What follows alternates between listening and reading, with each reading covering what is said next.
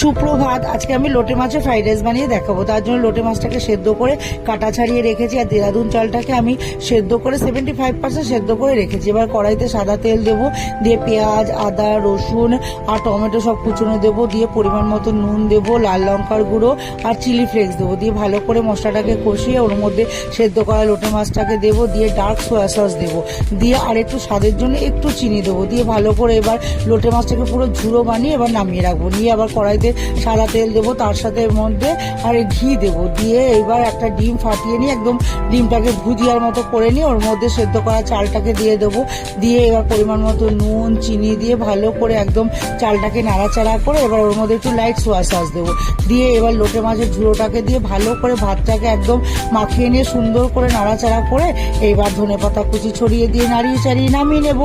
তাহলেই তৈরি হয়ে যাবে আমার লোটে মাছের ফ্রাইড রাইস।